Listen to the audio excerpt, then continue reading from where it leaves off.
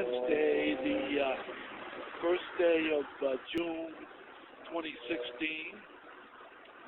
And of course, I'm not at home, as I'm making a video weblog, but I'm here 35 miles south of home, and I'm in the center of downtown Boston. My physical location is actually, the east side of Boston Common. Then just up the hill here is the Massachusetts State House Legislature building. And the reason why I'm down here, of course, a couple hours early, that is because I have to be at this month's monthly meeting of the Boston chapter of the ADAPT, Disability Civil Rights Organization, where we meet at the office of the Boston Center for Independent Living, which is a disability organization, local disability organization here in downtown Boston. And of course, today it's a nice day out. It's plenty of sunshine, not hot. Of course, 5 days ago, on Saturday, the 28th day of May, it was about 97 degrees outside. Too hot to do anything. And of course, as an autistic person who also has cerebral palsy, I am asked about the issue of being able to navigate the world by myself. Of course, I am able to do this because I had to learn how to do it on my own. I had to learn how to navigate the world, be able to do things like I learned how to drive, and of course I had driver's ed, decades ago in high school. I had to learn how to take myself how to navigate the MBTA public transit, to be able to just get around downtown Boston. Of course, when I was going to college decades ago, and of course, I had to learn myself as best as I could how to become employed, at least a little bit, as an adult. But although I've not been very successful at employment as an adult with autism, a mild form of autism, that is. And, well, anyways, I'm just going to quietly hang around here at the east end of the Boston Common until I need to then go to my monthly meeting of the ADAPT, Disability Civil Rights Organization. Of course, this afternoon on the 1st of June, right now I'm looking north, and the church, is up in that location, up there, that brick church is the Park Street Church, Congregational church. It's a famous historic landmark here in downtown Boston.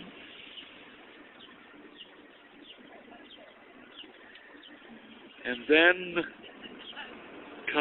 looking down toward Tremont and across the street from where I'm located on Tremont Street, still on the east end of the Boston Common. That building is the Tremont Temple. It's actually the Episcopal Church here in downtown Boston. And if you look up, you see in the background a big, giant glass building.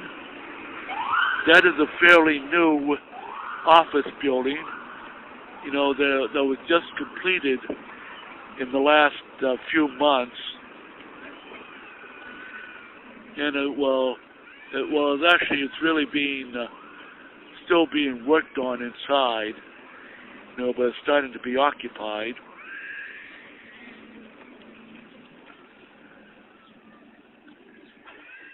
And looking south, down in at the far end, at the not this next set of lights, but the set of lights further down, is the intersection of Tremont Street and Boylston Street. And further down from there is the Theater District. And down there is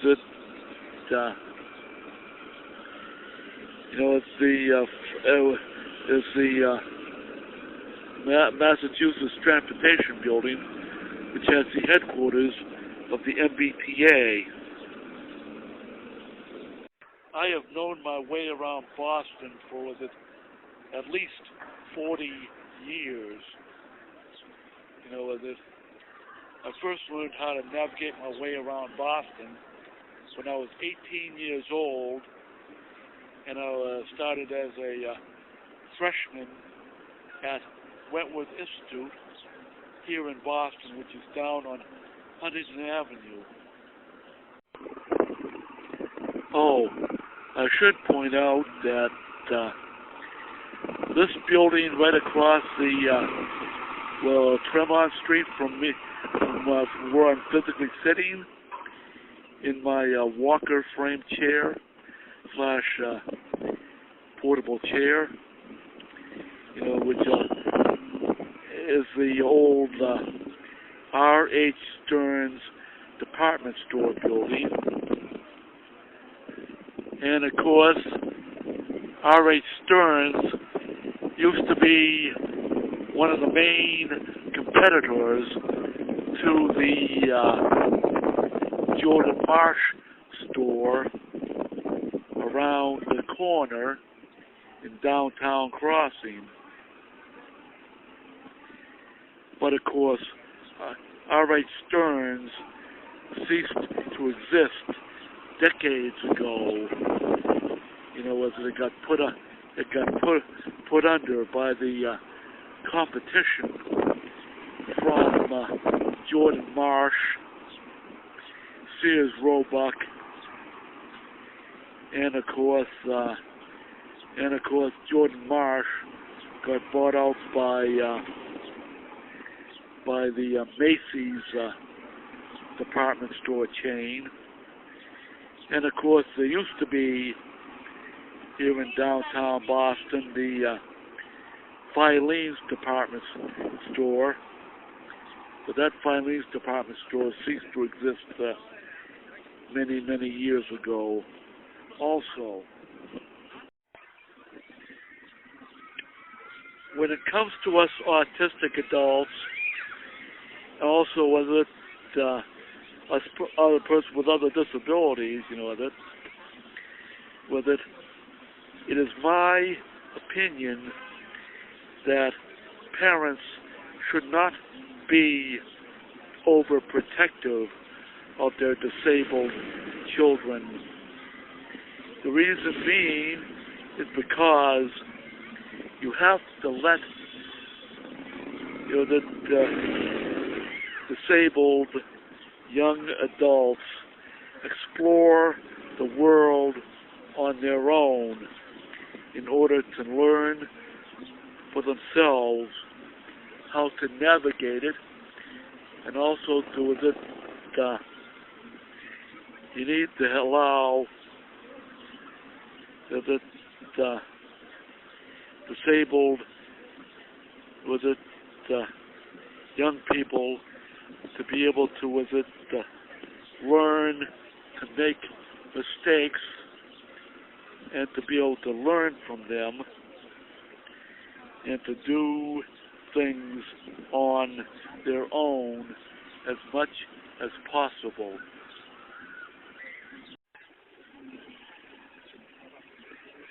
As I have said, I myself pretty much had to learn mostly on my own with a little bit of guidance, not from my mother, who herself was severely mentally ill, but my mother was also on the autism spectrum.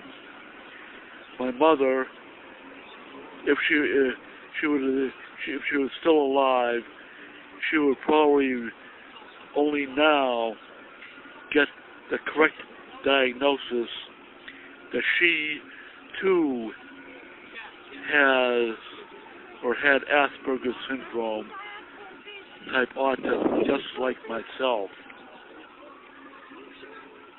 And of course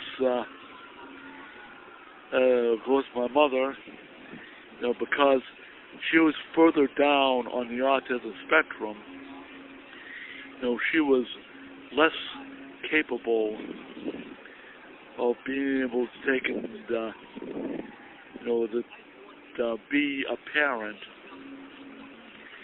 which of course affected myself and my younger brother and forced the two of us brothers to be extremely self-reliant. And of course, we pretty much raised ourselves. Compared to a super commie capital city of Pyongyang in North Korea, downtown Boston here really is alive and vibrant. The whole city of Pyongyang in North Korea, all it is just simply a Potemkin's village with a pretend with a show place, where essentially it's just simply there. It's just simply there all for show, not to really be lived in. Well, here in Boston, this is a living, vibrant city. Anyway, here in downtown Boston, look, I'm at the Parks, outside the Park Street MBTA station, the oldest subway station in the United States. And look, it's vibrant, it's alive, it's filled, with it. It's not quite rush hour yet, but, with it, this whole plaza, we're here at the northeast corner of the Boston Common, and it is alive with people. You have different street vendors, where they're selling things, and this is just what a city should be. because a city is not just the buildings. A city is the social fabric, the social environment